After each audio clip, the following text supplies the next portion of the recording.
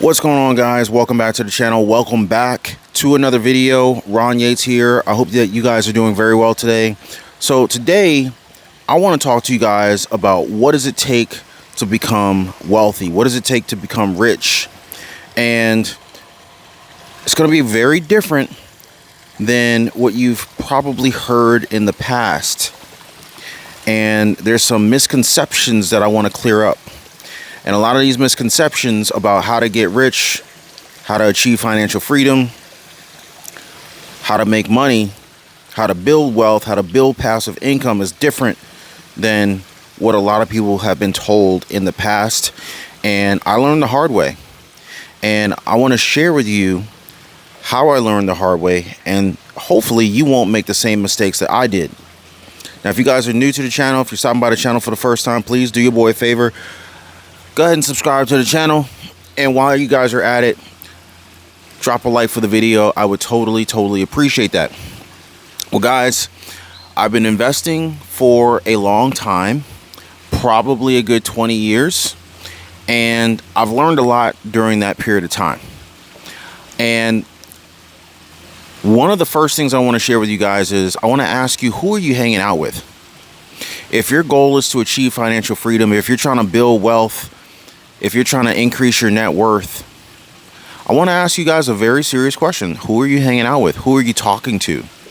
Because if you're not talking to the right people, you can severely hamper your ability to build wealth, to build your net worth, and it may get to a point where you never achieve your dreams. So I want to make sure that you guys don't experience what I experienced, and I want to make sure that you get to your dream and hit your goal as fast as possible. And you know, in life is usually not a straight line. You know, we might be here, you can't see where here is, you might be here and your goal is to get here, but in life it's never just a straight shot. It's never a direct, you know, A to B, boom, I'm here, right? It's usually going to be a zigzag, lots of obstacles. And these obstacles come in the form of people, circumstances, and environments for the most part, right? And so growing up, you know, we didn't have much money. We had food and we had enough, and that was about it. And that was fine, you know. Once I grew up, I realized that there was a whole new world out there. I realized at some point in my life that I'm in control of my own destiny and that I could change my destiny. And I'm not talking about, you know, manifestation or anything like that, which I do. I do manifest the things into my life that I want. We can talk about that in a future video. But in this video, I want to talk to you guys about a very important conversation that I had with someone who told me, you will never ever become rich working for someone else. And I took that statement to heart. And that was one of the most fatal flaws that I had made in my lifetime in terms of my finances. I've made a lot of mistakes. So let's keep it real. Let's keep it 100. I made a lot of mistakes, but with those mistakes came lessons. And unfortunately, in school, we're taught not to make mistakes. And I feel like school is one of the things that has kept me broke for a long period of time. And I'm not saying that school is a waste of time. I'm not speaking negatively on education. In fact, I'm saying the exact opposite. Education is incredibly powerful and is incredibly useful, and I will never downplay the value of a good education.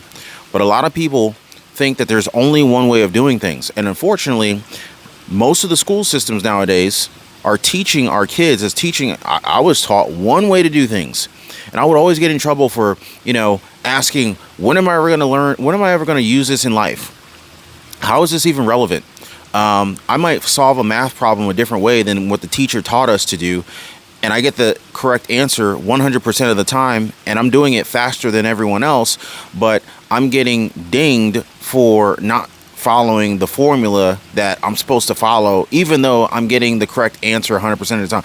So going back to the statement that I received earlier, or that I was told earlier in my life, that you'll never be wealthy, you'll never get rich working for someone else. And so with that in mind, it made me want to rush out and become an entrepreneur, to create. This is long before they called them side hustles. Me, it was just, I was looking for ways to make extra money. I was flipping cars. Because I'm into cars, I'm an automobile enthusiast, and I would find great deals on cars. I would find cars that had,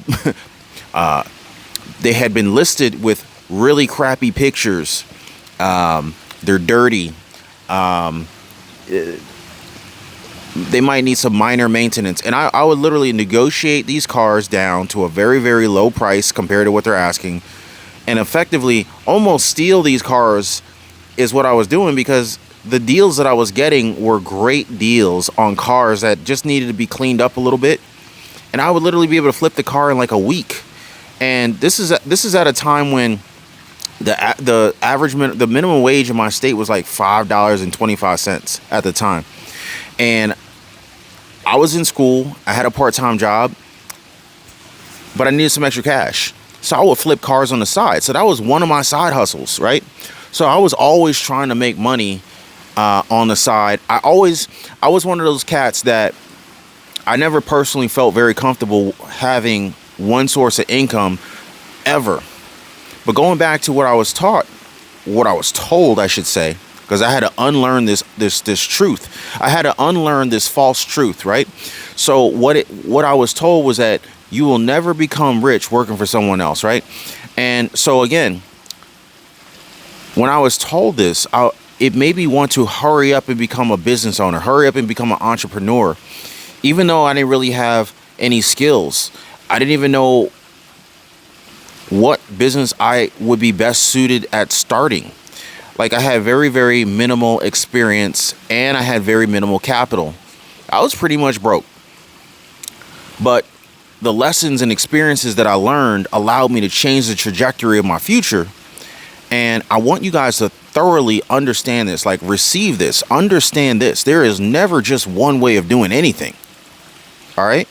So never let anybody tell you that, and I don't care if it's your teacher or whatever, in school.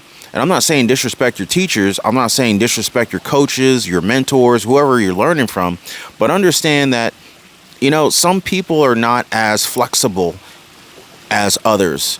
And unfortunately, in the school system that I attended, they weren't very flexible. There's only one way to do things. And this person that told me you'll never be rich working for someone else convinced me that you had to do something else. Like, in other words, the way I received it is, if you're just working a 9 to 5, if you're just working a regular job, working 9 to 5, you're going to be broke for the rest of your life. You'll never be rich. And it's not true.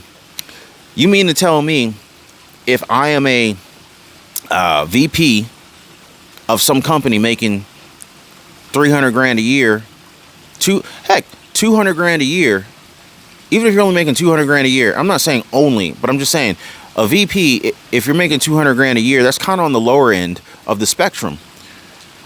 Now, you could make $300,000 a year, 400, 500, $1 million, a couple $1 million a year as a VP.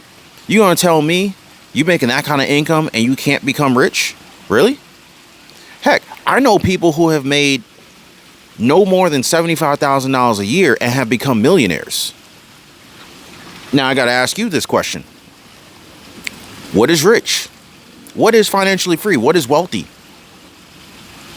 Comment down below. Please comment down below. What is rich? How much is rich? What does rich look to you? What does rich look like to you? What does wealthy look like to you?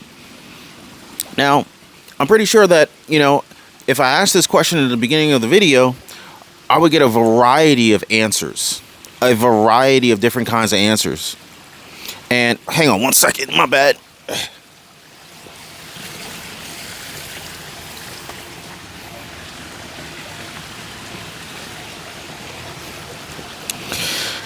I'm out here cooking, and I didn't want my food burning on the grill, but my bad. So how much, like, what does being rich mean to you? What does being wealthy mean to you? That answer for me is probably going to be different than what it is for you. Now, most people will probably say, you know, being rich or being wealthy is having at least $1 million, at least $5 million, at least $10 million. I don't know. I don't know what your number is. I'm pretty sure that those are the kind of responses I'm gonna get in the comments. Maybe some people might say, okay, being rich or being wealthy is earning $10,000 a month, $20,000 a month, $50,000 a month, $100,000, $1 million a month. I don't know what it is for you. For me, I would say being rich means I don't have to do things that I don't necessarily want to do. For me, being rich is I don't have to be someplace that I don't want to be. I don't want to have to. It's mainly having more options, having the option and the ability to choose. That is rich to me. Now, how much money does it take to achieve that lifestyle? That is going to vary from person to person. It depends on what do you want to do in your life? Where do you want to live? How much do you want to travel? Where do you want to travel? What kind of activities are you into? Do you like to work out? Do you like to drive certain types of cars? What are your hobbies? What are you into? And so based on this is what I would do. I mean, this is what I did do. I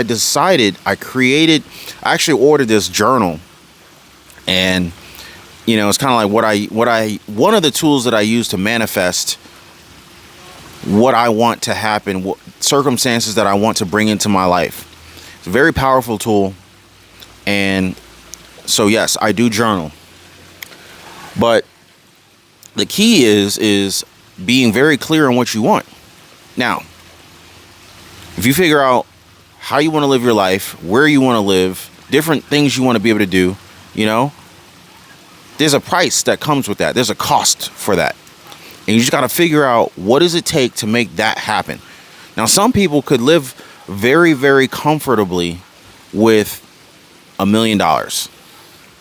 Some people could live very, very comfortably with, $5,000 in income per month. Some people could live some other people might need $10,000 a month in monthly income to live comfortably. But once you figure out what you want, how do you want to live your life? Then now you basically create a hypothetical budget for what it would take for you to live the life that you want to live. And so now you got the framework, at least, or rather now you have the budget that is required. And so now you got to figure out, okay, well, how do I get there? Right now, for me, if I believe that, you can't become a millionaire ever, by working for somebody else, then that would have limited how quickly I could get to where I'm trying to get to, like a lot of people start businesses and they start these businesses and they lose money. Most businesses go out of business number one, but most successful business owners have failed at least, 5 to 10 times before they have a successful, very profitable business. These are just the statistics. I can't even say statistics because I had surgery not too long ago. Yeah. But you see what I'm saying? Like, so most times, I'm going to be honest with you, most people will be better off keeping their 9 to 5. I'm just keeping it real with you. I'm keeping it 100. Most people will be better off not quitting their 9 to 5, keeping their 9 to 5 job, working whatever available overtime that there is, looking for whatever, like paying very, very close attention to what you're doing at work. What kind of extra skills can you learn? Even if the job's not willing to pay you to learn these new higher value skills, volunteer. Because one of the greatest things I ever learned was that, most people, they go to work to earn a paycheck.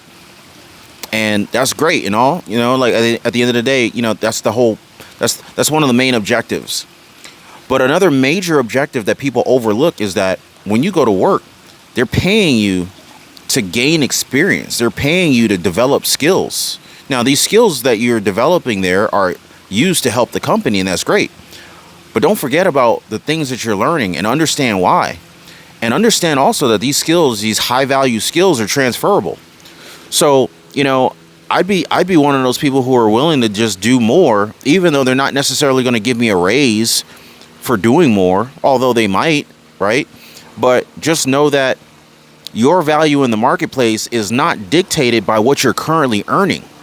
So, like, just because you work at one company and they're paying you, like, I don't know, $60,000 a year, it doesn't mean that you can't make $90,000 a year doing the same thing, maybe even less, somewhere else. And I've done it. You know, I had one job paying me like it was like $40,000 a year, and literally I decided to get a new job. But before I did, I was really just paying more and more attention to what I was doing at the current job and learning as much as I could. And I was literally studying the job listings, and I was looking at the different types of requirements that they had on these other roles. So I looked at other roles, other job posts on places like Career Builder, Indeed, LinkedIn, you name it. And I was looking at the positions that I felt like would be the most adjacent next move for me career-wise. And so I identified what would likely be the next step, and I started really just focusing on developing the skills that I needed, that I was missing from these requirements. And then I started learning these skills, preparing myself to be able to move on to the next step. And when I did, when I did that, I went from making $40,000 a year to $85,000. It was like between $80,000 and $85,000 in 1 year.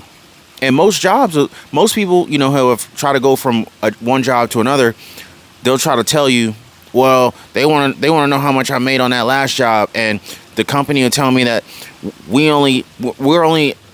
the company policy is to only pay, no more than 5 or 10% more than what you were making at your previous job. And what I tell people, and this is what I did, this is not financial advice. This is purely for entertainment purposes, right? What I tell people is, I don't care what that employer says. When they say our policy is to only pay up to, we can't pay more than 10% of what you used to make or whatever your previous salary was. Well, that just tells me that's not the company for me, and I'm going to move the heck on. Because if you're worth 80 grand, but your last job was paying you 40, you're still worth 80. So if the company is too dumb to hire you and pay you what you're worth, don't work for that dumb company. It's just that simple. And here's the other thing. You can become rich while working for someone else. You can still contribute to your 401k. You can still work overtime. You can still invest in the stock market. You can still create additional streams of income through side hustles, small businesses, home-based businesses on the side in your spare time while working for someone. In fact, I became a millionaire before I even had my first profitable business. So I am living proof that you can become a millionaire while working for someone. So I want to debunk the myth that you'll never be rich working for somebody else. Now, I'm not saying that hitting 6 figures makes you rich, but according to my own personal definition of, what it would take to live a life that allowed me to do whatever I wanted to do and not do whatever I didn't want to do and not have to be someplace I didn't want to be, $1 million was pretty close to the dollar amount that I needed to achieve that. And there's no reason why you had to stop there. So anyway, I just wanted to just share a little bit of information with you guys. Drop me some comments down below. Let me know what you guys are thinking. If you made it this far in the video, drop a like for the video. Also consider subscribing. I look forward to hearing from you guys on the next video. Y'all be safe.